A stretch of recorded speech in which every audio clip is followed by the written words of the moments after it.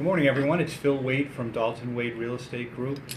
Today we're going to be chatting about working with home buyers, primarily first-time home buyers, and this session is actually geared to newer agents. Today with us we have Joel Hanna. Hey, how you doing? Joel's with Dalton Wade Real Estate Group, and then we have Lisa holding the phone. Hi. Lisa's been with us really since the beginning. Many of you know Lisa. So anyways, let's get started. So we thought best to kind of split this into two pieces. Piece one would be sort of actually showing your buyer the home. And then the second piece we'll talk about once they have an accepted offer, kind of what comes next. So, you've worked diligently in terms of maybe you're working some online leads and you've contacted many people, and then finally someone says, yeah, let's go out and take a look at some homes. Usually what happens there is they may send you a few. Somebody's saying you went silent. Okay. I don't know. Can you hear me now? Can you hear me now?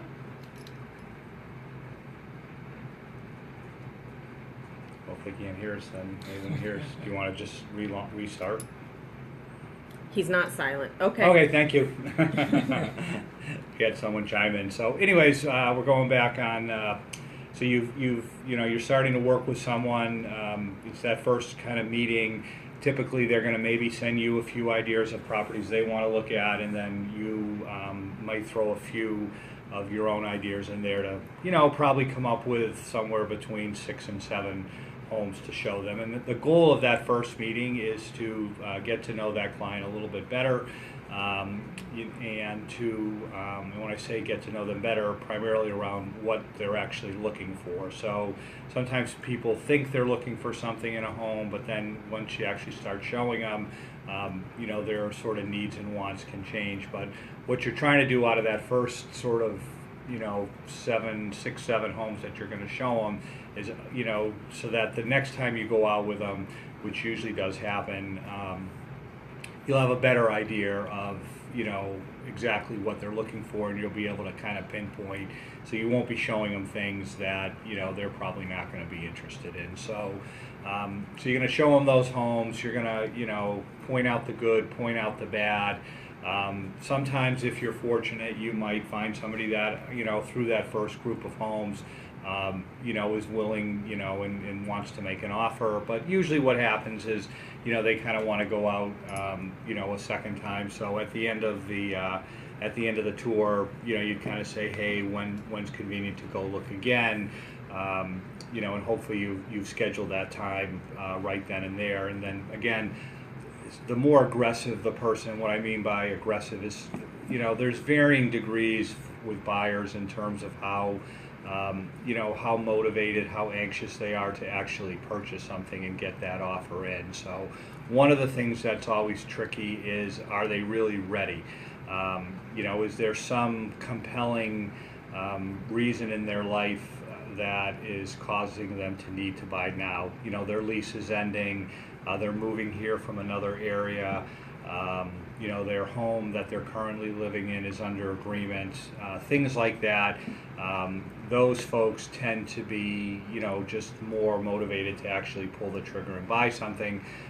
Somebody that, lease ends in 6 months, may or may not be, or they may be more picky in terms of, what they are willing to accept. So, you set up that next meeting now. Again, maybe you've left it, they'll send you some ideas, you'll integrate some of your own ideas, you go out that second time, and you look again, and then maybe again that process happens a third time, and now you're up to, having shown them, 15 to, 20 plus homes, and, they're still sort of, you're not getting the warm and fuzzy that they're ready to pull the trigger. Then you kind of have to assess, okay, do we maybe need to up your budget if somebody can, afford to do that, if, they're pre-qualified, for 200, but then they've only been wanting to spend, 160, 170, and, they don't seem to be finding anything they like. Or, maybe you have to take them somewhere else. Maybe they were looking in, in Clearwater, Lisa had somebody, she was looking in Clearwater, and then the person ended up being open, to going up to Holiday, which is, 10-15 minutes north, but what ended up happening, maybe 20 minutes north of Clearwater. But what happened there is, in Holiday, the person was able to get a lot more house for their money, much more. So and they were more concerned.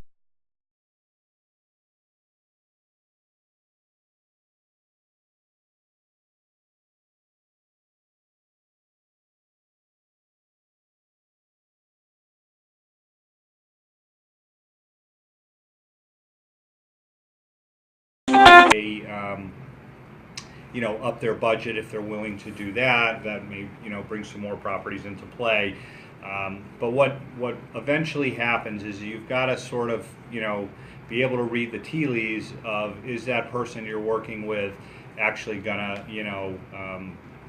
pull the trigger. So that's always a tough one, because, you'd hate to sort of give up on somebody and then the next person, like I actually referred 2 clients of mine to Lisa.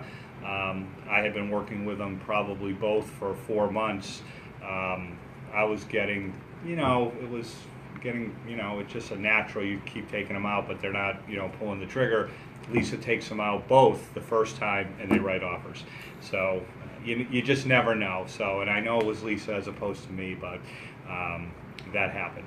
So, sometimes you just have to decide, is the person actually going to, and maybe have a conversation with them, in terms of, kind of really what their timing is, what's holding them back. If they've written an offer, it's very competitive out there right now to get somebody, especially if you're in that, really at all price points. There's a lot of competition. Too many buyers, not enough homes. So, if your person's written an offer and it didn't get accepted, and it seemed like it was a fairly decent offer, then they'll pull the trigger. They will write an offer. It's just then it's really just a question of finding them the right house that, you're not in a bidding war or highest and best situation. So those people you definitely stick with. It's the ones that never kind of write the offer that you can get a little bit nervous, and you just have to be upfront with them and try to understand what's holding you back, and then see if you can overcome those objections. But at the same token, you never ever want to be too pushy with somebody, because that's how you lose clients. People don't like that. So it's a balancing act. Now the folk, you've showed them, maybe it's the 4th time out, they write an offer, and then your offer gets accepted. And then a lot of times what you'll hear is, well, now what? Meaning your buyer will say, now what?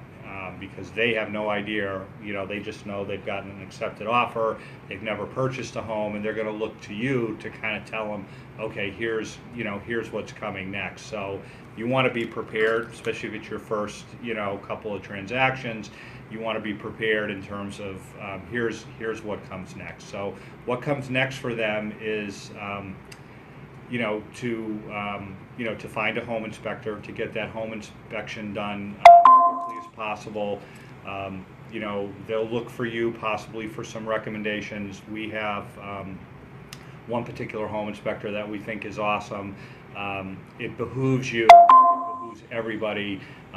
You don't want somebody, there's wide ranges in the quality of these home inspectors. So you want somebody that's, got your back, very, very thorough. It helps everybody. So, you might refer that person to them, but they certainly want to get that home inspection scheduled quickly so that you're not up against the home inspection contingency date expiring on you. And, one day before that is when the home inspection is actually happening. Then the home inspector's got to get them the report. You got to go through the report. Then you got to get to the other side. There may be contractors you have to bring out to give you estimates of what things are going to cost. So the sooner the better on the home inspection, and you would want to tell your client that as well. And then they may ask you, oh, do I need to be there? And they 100% need to be there. The home inspection really is for them to understand the home better, to make sure there's no safety issues, they definitely need to attend. If they can get it scheduled on a weekend, that's awesome. If they have to take time off from work, half a day, usually lasts, depending on the size of the house. If it's, say 1,000 to 1,500 square feet, it's probably going to be about 3 hours. It may be a little bit longer if the home is larger, but they definitely need to attend. And you, as the buyer's agent, need to be there as well. I mean, you don't have to be sort of, right behind the home inspector, because again, a good home inspector will summarize, his findings at the end, take you through everything. His report will have everything, and then, you have to come up with, okay, what do we think? Are we going to ask for some type of reduction in the purchase price? Are there some things we want them to get taken care of? If it's FHA or VA, it's going to be a little bit more, if there's things, chip paint, things of that nature, those definitely have to be fixed prior to the, FHA appraisal. So again, if there's any questions, I'm working with Kristen right now. She had a home inspection on Wednesday. We got the report back. We're kind of going through it together.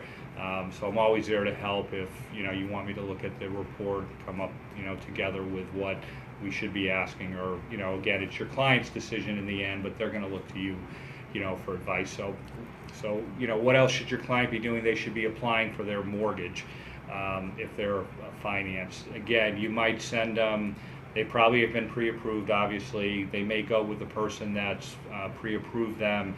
I always like to tell people, you should probably call 2 or 3 lenders in terms of, what the interest rate is, what they're actually going to charge you. So it is, like anything, you're buying a service, it is competitive. Different people, they can save a little bit on the fees, they can save possibly a little bit on the rate. And then, if everything being equal, hopefully, they're going to work with somebody that because again, getting the financing can be very stressful. You've set up a financing contingent date that, has to be met in terms of them having the loan. Some lenders, and they tend to be larger institutions, we won't name them here, they tend to be slower. If they get busy, they don't hire more people, they just make people wait. They're, mortgage brokers, smaller lenders, tend to sort of be a little bit more responsive and have a little bit more sort of discretion over, where that file is, and, how they can kind of move that file to the top of the pile if they need to. But stay on your client to make sure they're getting, and the lender, that they're getting, all the documentation to the lender, in a timely fashion.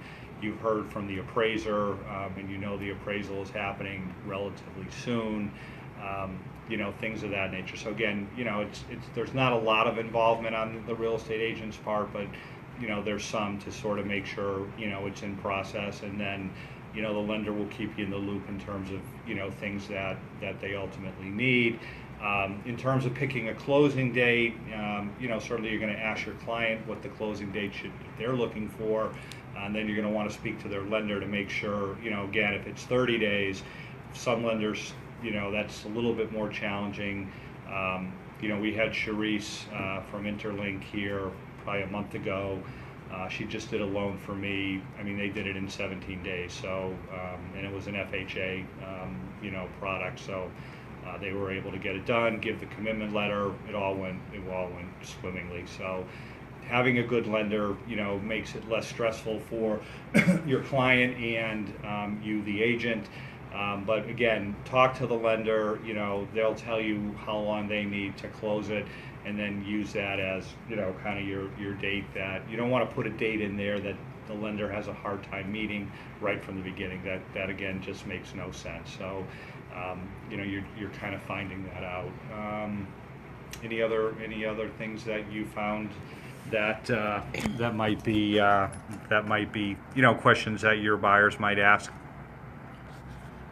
No, I think they want to know about the process. I kind of think it's important to ask your buyer to show you the appraisal when they get it, so you can make sure there's no repairs. Say if it's FHA, make sure that it's appraised correctly. a lot of times a lender will give a commitment letter that has a laundry list of conditions.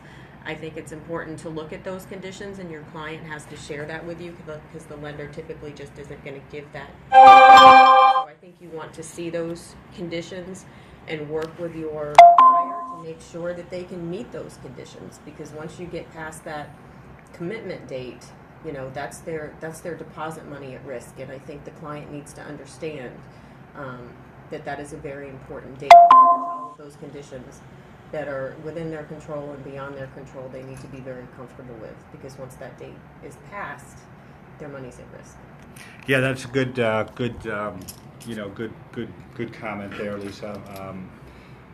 So you've got the two, we often talk about, because we definitely do a lot with home buyers here.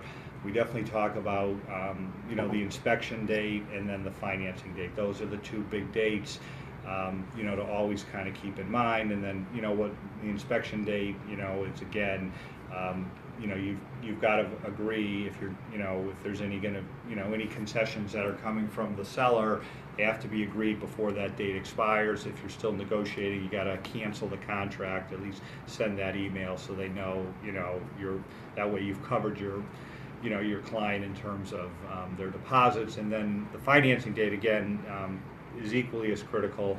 And as Lisa said, you want to make sure you've gotten the appraisal, and then as you're getting, to see if it's FHA or VA, if there's anything that needs to be repaired. And then if they're not, and even if they still are, when you get to the appraisal, the end of the financing contingency. So the end of the financing contingency, just to reiterate, so it's either, you can put in 45 days, that's sort of the default number in the as-is contract. But say your closing is in 45 days, and then that's 45 days. Well, you would think they're covered right up to the end. But actually, if you read a little further, 1 week before the closing is sort of when they have to have their financing. So 1 week before the closing, even though you've got, so it's a little bit ambiguous, but it's 1 week before the closing is the more conservative. So, I've got a closing next Friday.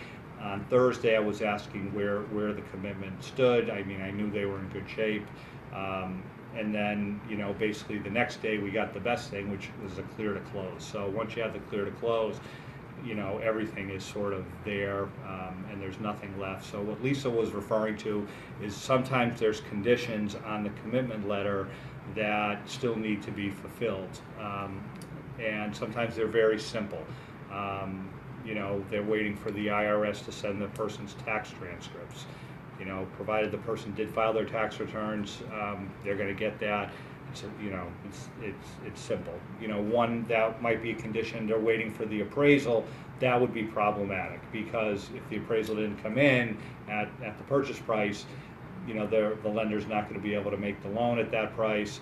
And then if the client doesn't have the shortfall, so that would be one where you would either need to get an extension or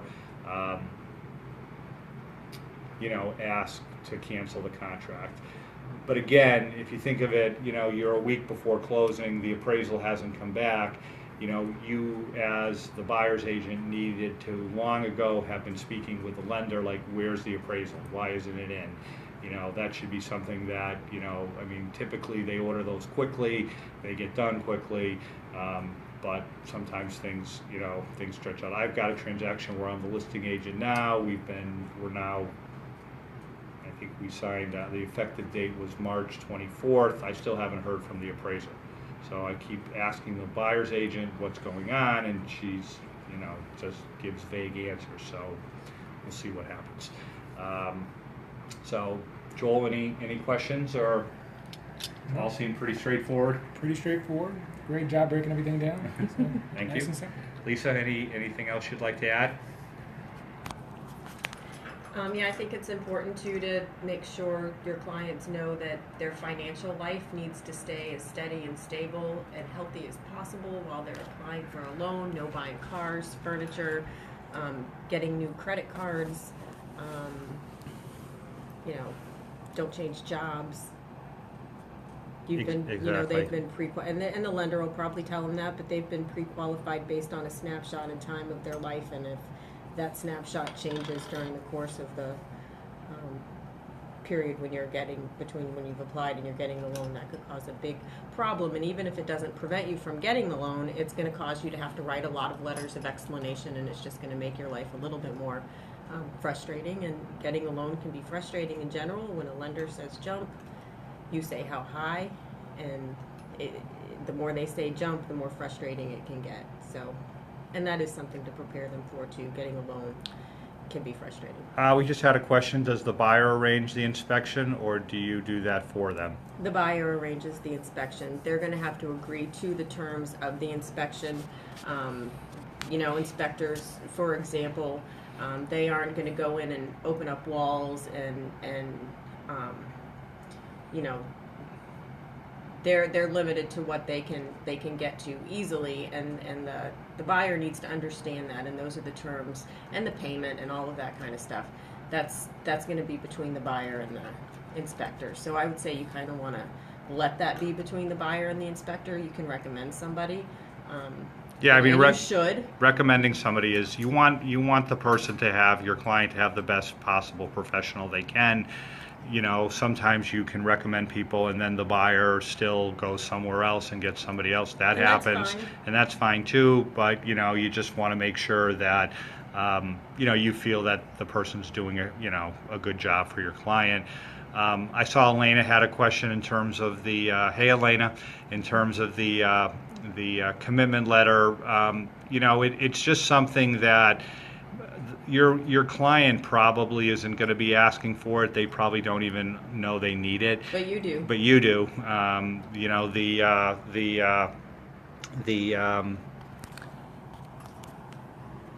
You may want to make sure the lender gives. Yeah, you want to make sure the lender gives, like TD Bank as an example, they don't give a commitment letter. So you're never going to get anything from them, which makes it a little bit problematic. They're probably one of the few.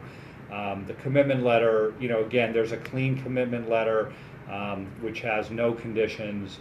It's still not a clear to close. So the difference, the clear to close is that like everything possible that the lender needs, like it's done pretty much. The clear to close is really always what you want. Then you're 100% certain, the transaction's going to happen. The commitment letter, they may not quite be at the clear to close stage, but there may be one or two things they're still waiting for, employment verification, things that are just through the natural course. But you, as the buyer's agent, definitely would be asking the lender for the commitment letter, usually 1 or 2 days before the commitment is going to expire, just to kind of find out, where they are with that. So your client's not going to know to do that. So that's up to you. Anybody else have any questions on Periscope before we sign off? I do. Oh, Joel's got a question. Can the seller decline for the buyer to be there during the inspection? I would say no. In fact, there's read the contract where it states, but in the standard purchase and sales contract, it says that, the seller is going to accommodate home inspections and final walkthroughs. They don't have to accommodate you coming in to measure for new draperies or anything like that, but they do have to let you in for home inspection and final walkthrough. Okay. So I don't think that they can deny you that. Okay. No, they can't. I mean, And if they want to be there in turn, I don't think you can really deny them that either. It is their house. Now, it's probably not in their best interest to be there, and they may not want to be, but, if they do, then now they're just aware of everything that's wrong. And It's easier for negotiations. do you think? Yeah. So. yes. So, all right. Anybody else with any questions out there on Periscope?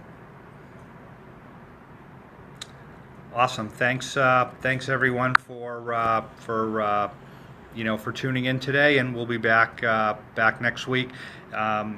You can also, if you like, view this session on YouTube. It'll be posted on Monday. Thank you.